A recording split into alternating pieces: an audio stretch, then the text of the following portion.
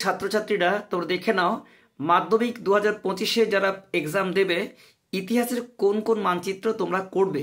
ইতিহাসের মানচিত্র এই 10টি তোমরা করো, অবশ্যই তোমরা কিন্তু 4টি প্রশ্ন তোমাদের কমন পেয়ে যাবে। কারণ তোমাদের মানচিত্র থেকে 4 নাম্বার পর্যন্ত করা যায়, তবে একটা করলেও হয়, কিন্তু অন্য প্রশ্নে মেকআপ দিতে হবে।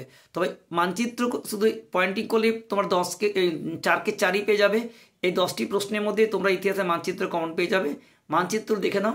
1 নম্বরে কি আছে? প্রথম ভাষা ভিত্তিক রাজ্য অন্ধ্রপ্রদেশ। আমরা 2 নম্বরে ভারত ছাড়ো আন্দোলন ও তমলুক। আমরা আজকে এগুলো উত্তর দেখাবো। অবশ্যই তোমরা জানো যে আমি বাগেশ্বর উচ্চ মাধ্যমিক স্কুলের শিক্ষক। আজকে তোমাদের কাছে মানচিত্র দিয়েছিলাম, আজকে কিন্তু উত্তরগুলো দেখিয়ে দেবো ম্যাপের মধ্যে। আরেকবার মানচিত্র সাজেশন দিয়ে দিই। 1 নম্বর প্রথম ভাষাভিত্তিক রাজ্য অন্ধ্রপ্রদেশ। 2 নম্বর ভারত ছাড়ো আন্দোলনের কেন্দ্র তমলুক। 3 নম্বর ডান্ডি। 4 নম্বর সাঁওতাল বিদ্রোহের এলাকা পুরুলিয়া। 5 নম্বর নীল বিদ্রোহের এলাকা যশোর বা নদিয়া। 6 নম্বর মহাবিদ্রোহের কেন্দ্র ঝাঁসি অযোধ্যার মিরাট। 7 নম্বর রংপুর বিদ্রোহ এলাকা। 8 নম্বর দেশীয় রাজ্য হায়দ্রাবাদ জুনাগড় কাশ্মীর।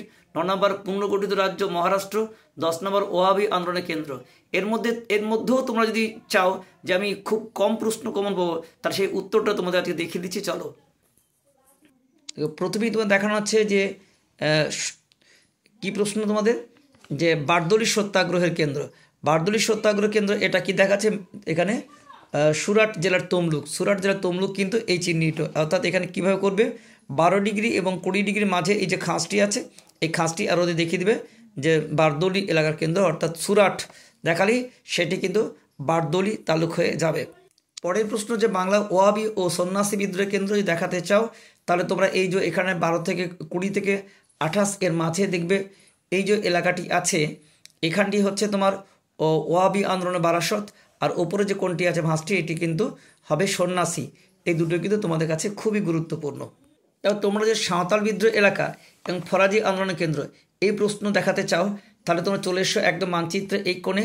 দেখো এখানটা হচ্ছে তোমার দেখানো হচ্ছে এটি সাঁওতাল বিদ্রোহ এলাকা, আর এইখানটি হচ্ছে ফরাজি বিদ্রোহ এলাকা। এবার দেখো, তোমরা যদি চাও যে অযোধ্যা সিপাহী বিদ্রোহ কবলিত এলাকা দেখাবো বা দেশীয় রাজ্য ঝাঁসির বিদ্রোহ যুদ্ধক্ষেত্র দেখাবো, তাহলে এর মধ্যে ওই দুটো দেখা যাবেই। তার সাথে অনেকগুলো কেন্দ্র কিন্তু একসঙ্গে দেখানো যেতে পারে।